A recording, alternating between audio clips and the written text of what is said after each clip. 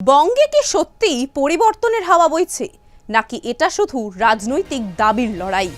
একদিকে মুখ্যমন্ত্রী মমতা ব্যানার্জির নেতৃত্বে তৃণমূল সরকার নিজেদের উন্নয়নের দাবি তুলে ধরছে, অন্যদিকে বিরোধী দল বিজেপি বারবার অভিযোগ করছে বাংলায় গণতন্ত্র সংকটে, আইন শৃঙ্খলা ভেঙে পড়েছে এবং মানুষ পরিবর্তন চাইছে।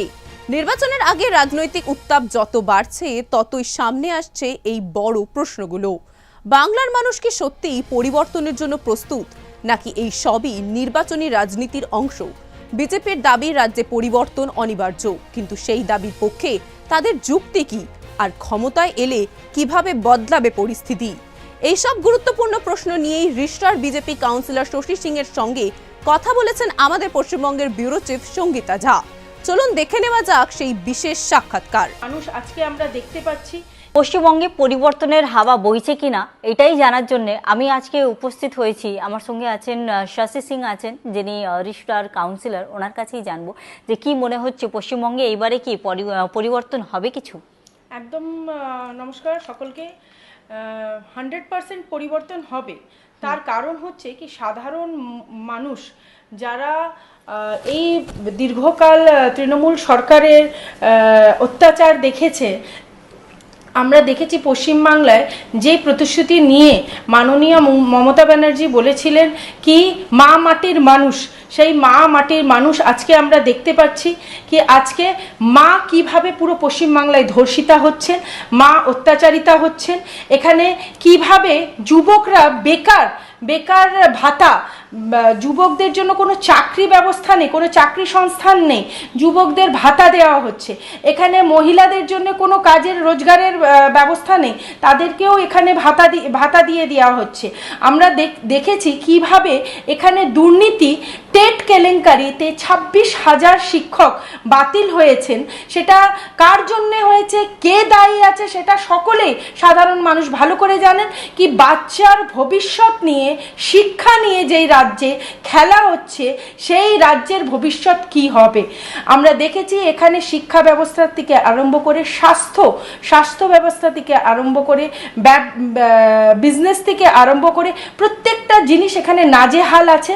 প্রত্যেকটা জিনিস এখানে কাটমানি চায়, কাটমানির সরকার এখানে চলছে, এখানে অত্যাচার চলছে, এখানে ধমকি দেওয়া হয় মানুষকে। এসআইআর পাশাপাশি আমরা দেখছি কি 12টা অন্য রাজ্যে চলছে, কিন্তু এসআইআর নিয়ে কোথাও কোনো রকমের কোনো ঝামেলা অশান্তি হচ্ছে না। কিন্তু এই রাজ্যে এত ঝামেলা, এত অশান্তি, এত ধর্ণা, এত বিজেপি বারে বারে বলছে যে পশ্চিমবাংলায় নাকি গণতন্ত্র নেই। কি প্রমাণ আছে এটা? হ্যাঁ, একদম। আপনি দেখুন না, আপনি নিশ্চয়ই এখানকার সাধারণ মানুষরা দেখেছেন কিভাবে একটা বিশেষ সমুদায়ের লোক লাথি মেরেছে পুলিশকে সেই এরিয়াতে গিয়ে লাথি মারা হয়েছে।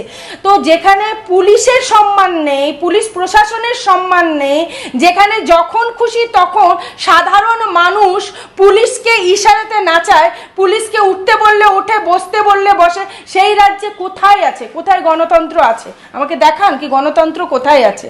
তো বিজেপি বারে বারে বলছে যে আইন শৃঙ্খলা নিয়ে যে অভিযোগ করছেন, তো ক্ষমতায় যদি বিজেপি আসে তো কিভাবে পরিস্থিতি বদলাবে কি মনে হচ্ছে আপনার? আপনি অন্য রাজ্যে যেখানে বিজেপি শাসিত রাজ্যগুলি আছে সেখানে দেখুন কিভাবে আইন শৃঙ্খলা বজায় রেখে মানুষের সাহায্য করা হয়। কিভাবে আপনি উত্তরপ্রদেশ দেখুন, আপনি বিহার দেখুন, আপনি গুজরাট দেখুন, আপনি মহারাষ্ট্র দেখুন, যত রাজ্য আছে যেখানে বিজেপি শাসিত কেন্দ্র রাজ্য আছে সেই সব জায়গায় আপনি দেখুন কি কিভাবে ট্যাকেল করা হচ্ছে, কিভাবে ওখানে প্রশাসন চলছে, কিভাবে ওখানে মানুষদেরকে কিভাবে সাহায্য করা হচ্ছে। ডাবল ইঞ্জিনের সরকার কিভাবে মানুষের পাশে আর মানুষের কাছে আছে। বঙ্গের মানুষ কি সত্যি চাইছে যে এখানে পরিবর্তন হোক পশ্চিমবাংলায়?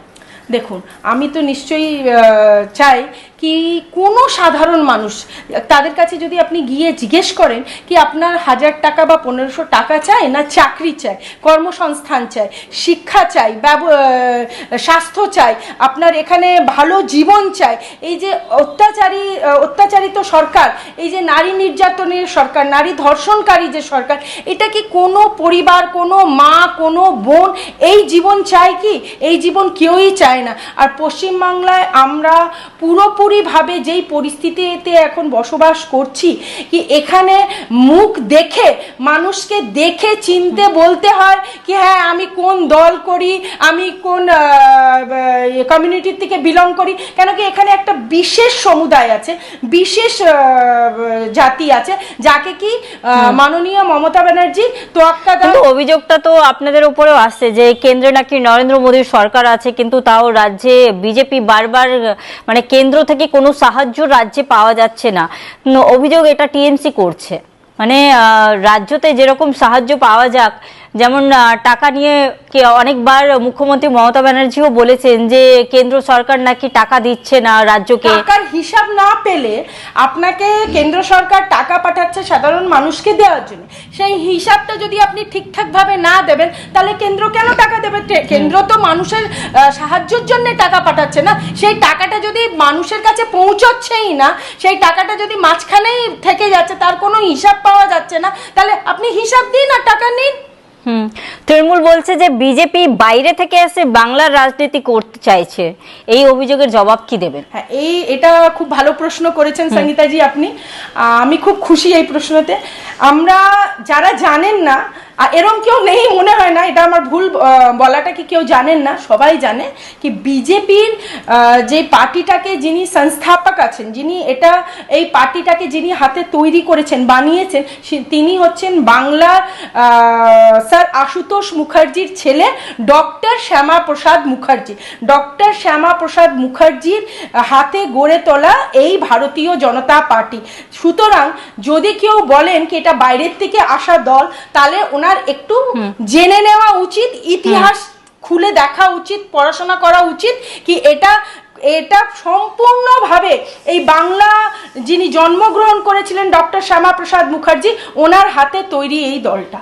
অনেক অনেক ধন্যবাদ শাসিদি। আপনার পশ্চিমবঙ্গে পরিবর্তনের হাওয়া বইছে কিনা এটাই জানার জন্য আমি আজকে উপস্থিত হয়েছি। আমার সঙ্গে আছেন শশী সিং আছেন, যিনি রিস্টার কাউন্সিলর, ওনার কাছেই জানবো যে কি মনে হচ্ছে পশ্চিমবঙ্গে এইবারে কি পরিবর্তন হবে কিছু। একদম নমস্কার সকলকে।